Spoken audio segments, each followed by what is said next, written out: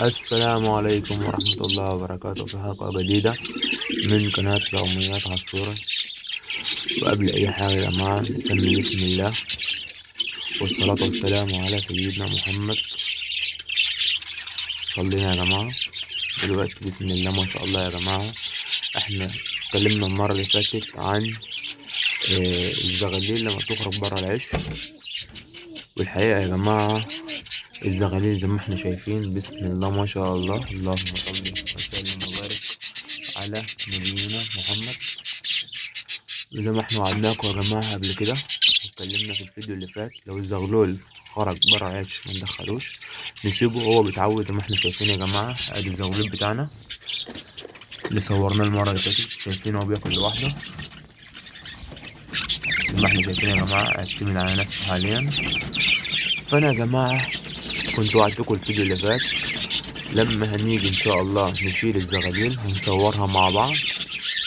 واحنا دلوقتي هناخد الزغلول اللي بياكل دوت قدام حضراتكم، والزغلول دوت هنبتدي دلوقتي نشيلهم وهنحطهم وننقلهم في المطار الكبير بتاع الكوكتيل معانا. ادي المطار يا جماعة، ادي المطار اهو زي ما احنا شايفين مع بعض.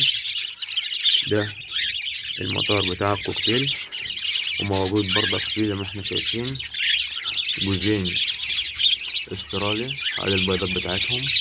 الجوزين دول شغالين يا جماعة هم، بسم الله ما شاء الله، ولا حول ولا قوة إلا بالله العلي العظيم. دي نتاية كوكتيل اهي، بنت الجوز دول اللي احنا مع بعض دول، دي بنتهم زي ما احنا شايفين. ودول زغاليل، ده زغلول اللي هو الهولكن اللي قدامنا دوت، ده زغلول ابن الذكر اللي واقف جنبه ده، ابن الذكر اللي واقف دوت قدامنا.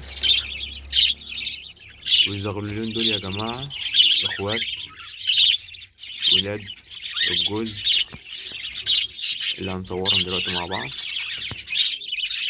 ادي الذكر يا جماعة، ودول ودي النتاية دهيت أمهم، هي دلوقتي الموبايلة ومطلعة اهيت. ودول اخواتهم زي ما احنا شايفين مع بعض اهوت، وهم لسه صغيرين يا جماعة. نقفل لأن الجو ساقع جدا. وادي الذكر دخل اهو يا جماعة يأكل مع النتاية عياله. وده يا جماعة إن شاء الله هتكون حلقة الفيديو بتاعت النهاردة. هناخد الزغاليل بسم الله ونفتح كده يا جماعة مع بعض وننقل. ادي أول زغلول اهو، ادي أول زغلول مع بعض. وهنروح دلوقتي يا جماعة للمطار الكبير وننقله فيه. وادي يا جماعة أول زغلول نحطه مع الزغاليل. دلوقتي هنروح ناخد أخوه الزغلول اهو يا جماعة معانا. أنا حاطط هنا الأكل وحاطط برضك في أكالة خشب، حاطط لهم مسقية صغيرة عشان الزغاليل تشرب منها. وهنروح دلوقتي نجيب أخوه زي احنا شايفين يا جماعة مع بعض. زي ما احنا شايفين اهوت الزغلول التاني جوه العش، وهنفتح مع بعض.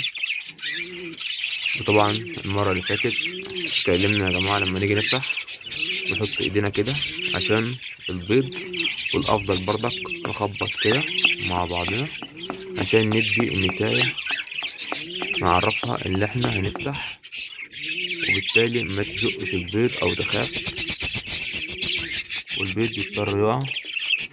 زي ما احنا شايفين يا جماعة مع بعض النتاية دلوقتي حاليا بيضة بيضتين معانا همت، بيضتين همت. بسم الله ما شاء الله، بسم الله الله اكبر.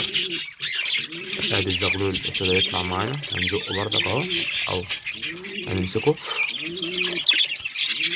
فالزغلول خرج معانا ونبتدي نقفل البياض اهو وناخد الزغلول مع بعض اهو. ادي الزغلول طب اشمعنى يا جماعة احنا بناخد الزغاليل دي يا جماعة اعتمدت على نفسها. الزغلول معانا أهو، بسم الله ما شاء الله، الله أكبر. ده الزغلول اعتمد على نفسه هو وأخوه، ماشي. أما الزغاليل دي لسه أنا شايفها صغيرة، فلو أخدتها وحطيتهم أو مع بعض اهوت، خدتهم وشلتهم، فالزغلول لسه ما اعتمدش على نفسه اعتماد كلي. هو حاليا الحجم بتاعهم صغير شوية، ماشي، علشان فرق التوقيت، لأن احنا عارفين مش كل البيض بيفقس مع بعض. فاحنا هنسيب دول شوية، يعني ممكن أسبوع كده، مفيش مشكلة خالص على البيض. البيض زي ما احنا شايفين النتيجة بتحضنه والزغاليل بره العيش، ممكن يخشهم بس عادي، يعني مفيش مشاكل. وإن شاء الله يا جماعة أما نيجي برضك نشيلهم في الفيديوهات التانية هناخدهم مع بعض.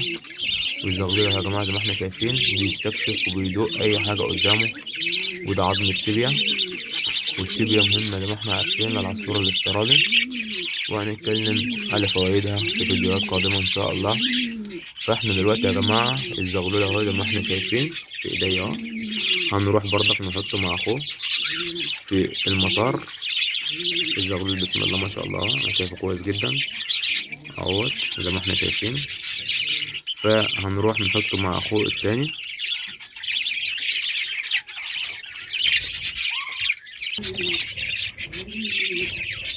وزي ما احنا شايفين يا جماعة اهوت اخوه، هو اخوه هناك اهوت زي ما احنا شايفين، هو الزغلول ده. وزي ما احنا شايفين هو بياكل اهوت، ماشي. واخوه التاني اهوت لسه شوية كده هيتأقلم وهيبتدي ياكل وياخد مع الجو. فاحنا هنتابع برضك لما نرجع ان شاء الله، يعني انا هسيب دلوقتي وهروح الشغل، ولما هرجع ان شاء الله هبص برضك عليهم عاملين ايه، بياكلهم إيه، اكلين شبعانين. لو اتلاقيت فيه مثلا الحصواية بتاعته اللي هي بتاعت الاكل، مخزون الاكل بتاعه مليان شبعان، الزغلول بصحة كويسة، هبتدي اسيبه. لو لاحظت اي حاجة تانية هاخده هدخله برضك مع امه مع ابوه ياكلوه، وهرجعه تاني، ماشي يا جماعة، هرجعه تاني المطار، وان شاء الله هيكونوا كويسين ان شاء الله، هيعتمدوا على نفسهم. وما تنساش الاشتراك في قناتنا، ولو عجبك الفيديو دوس لايك وشير، وان شاء الله هننزل فيديوهات تانية تعجبكم ان شاء الله. والسلام عليكم ورحمة الله وبركاته.